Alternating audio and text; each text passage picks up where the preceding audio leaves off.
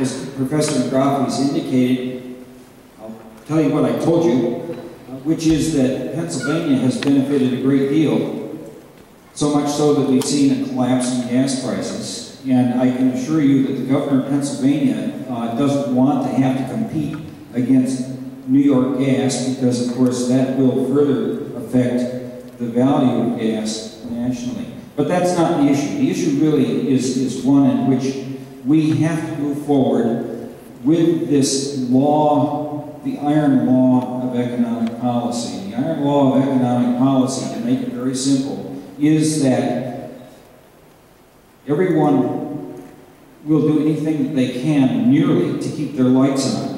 And that in fact is the presence of natural gas in America, the abundance of natural gas in America means that we are going to be able to keep our lights on as we move forward, groping for this great breakthrough that both Professor McGrath and I really want to see, looking for a way of doing something about mitigating the rate of climate change moving forward, and the path by which we're going to do this is not entirely clear to me. I guess in terms of addressing the issue of should New York State allow hydraulic fracturing, I would argue at this point in time that enough is known about the process in Pennsylvania to understand what the risks are. There are still risks.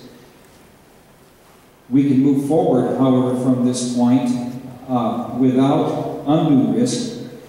The question of Starkey Township, if Starkey Township were to hire me as a geologist, about the first thing I would tell them is that the Marcellus here is not deep enough to be economic anyway, so that Starkey Township is not going to have to worry about truck traffic, at least in the immediate future, from exploitation of the Marcellus.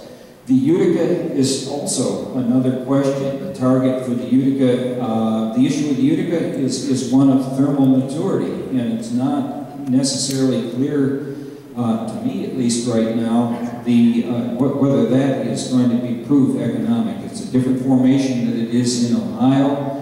In fact, the Ohio prospects are not found in the Utica, but a formation below it called the Point Pleasant. So there are some issues moving forward that I don't think mean that even if Starkey were to table any sort of action one way or the other, you're not going to see trucks showing up in the foreseeable future.